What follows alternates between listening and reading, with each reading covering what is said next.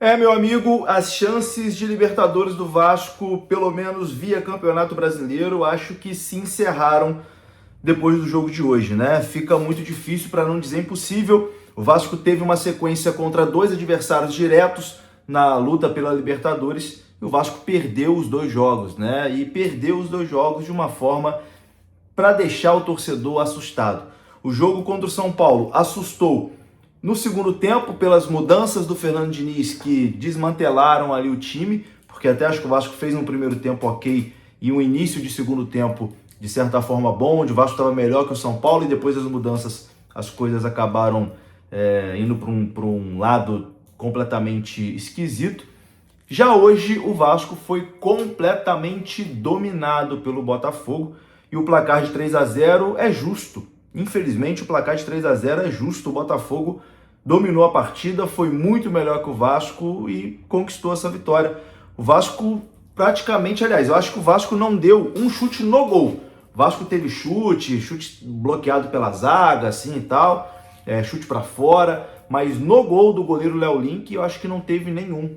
Enfim, se teve algum aí passou despercebido que eu não lembro, mas o Vasco em momento nenhum chegou perto de fazer um gol na meta do Botafogo, né? Em momento algum o Vasco chegou próximo de fazer um gol na equipe botafoguense e sai derrotado hoje do estádio Newton Santos, numa derrota que assusta pela forma como foi.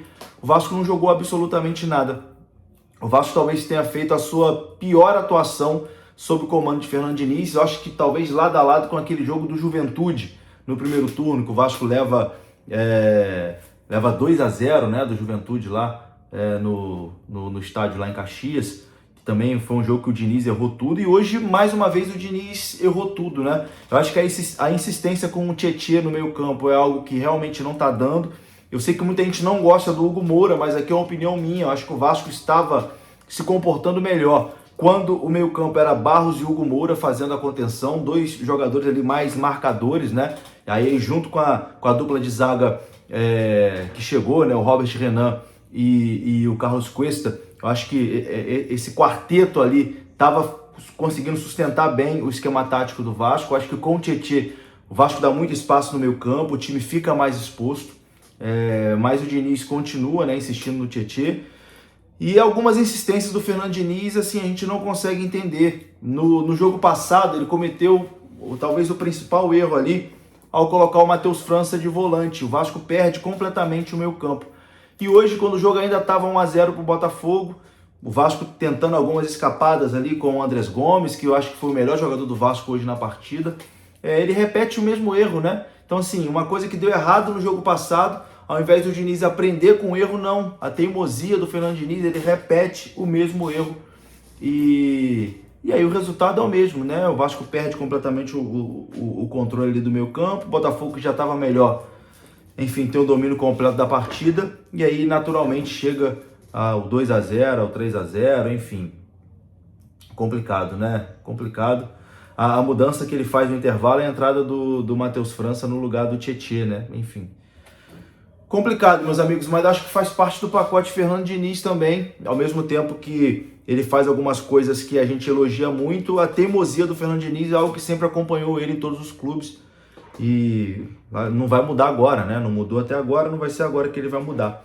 Mas é algo que não dá para negar, irrita, né? Deixa a gente irritado, deixa o torcedor irritado. Eu senti hoje o torcedor vascaíno muito irritado com as escolhas do Fernando Diniz. E, enfim, hoje deu tudo errado, né? Hoje deu tudo errado. Acho que a síntese hoje do que foi a partida é o terceiro gol do Botafogo, né? Que a bola bate na trave, volta nas costas do Léo Jardim e entra. Enfim, quando a coisa é para dar errado, realmente dá errado, não tem o que fazer. Uma pena, meus amigos, a gente estava numa sequência muito boa, a gente estava num momento que o torcedor estava empolgado, o torcedor estava animado, um momento muito positivo, e agora vem para um momento de pressão, né?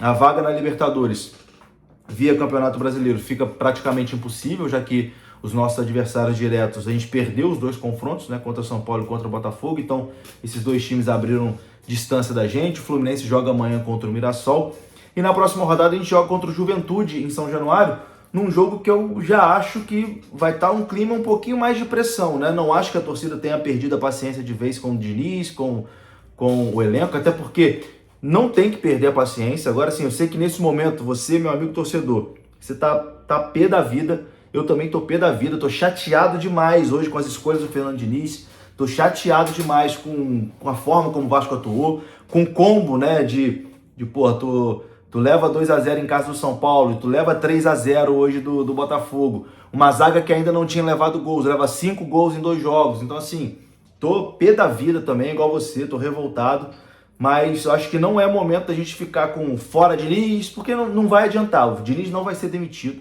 o Diniz não vai ser demitido agora, ele também, da mesma forma que ele tem responsabilidade nas derrotas de hoje e de domingo contra o São Paulo, ele também é responsável pelo arranque do time, né, pela evolução do time, pelo time ter jogado bem nos últimos 15 jogos aí, que o Vasco fez uma campanha boa.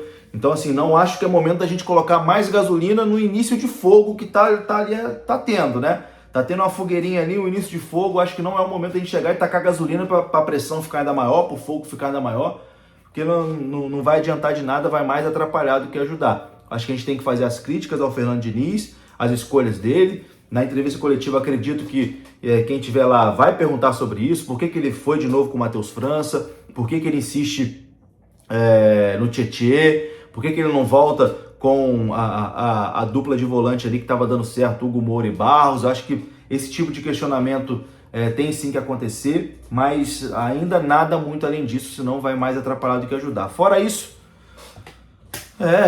usa o espaço aqui dos comentários para desabafar, fica à vontade, desabafe, fala o que você achou, pode aí criticar Diniz, criticar Verratti, criticar Puma Rodrigues, enfim, quem você quiser, mas a gente está aí numa reta final de temporada, a gente está numa semifinal de Copa do Brasil, e é o que temos, não vai mudar, não vai mudar treinador, não vai mudar jogador até a semifinal da Copa do Brasil. Foi esse time que chegou, foi esse treinador que chegou, e é com eles que a gente vai para as decisões aí da Copa do Brasil. Mas é claro, né? Um desânimo depois de 2 derrotas seguidas, depois de ver essa luta aí pela Libertadores que estava bem palpável, né, no Campeonato Brasileiro, acabar indo de ralo por 2 atuações péssimas, por responsabilidade também do treinador que foi muito mal nas escolhas nesses 2 jogos, mas eu acho que ainda não é momento da gente colocar ainda mais pressão na situação. Acho que é continuar abraçando o time, no final de semana em São Januário, no sábado, né, no jogo contra o Juventude, apoiar, buscar mais esses 3 pontos para buscar essa tranquilidade de novo, né, para o elenco, para o treinador ter mais tranquilidade para trabalhar. E agora, meu amigo, ganhando no sábado, o Vasco faz os 45 pontos, já estamos livres do rebaixamento, mas só para ficar matematicamente mesmo, e aí é foco total na Copa do Brasil. É isso, meus amigos, dia triste, enfim, uma goleada, né, 3-0, não tem o que falar. Tamo junto, um abraço, tô indo nessa, valeu.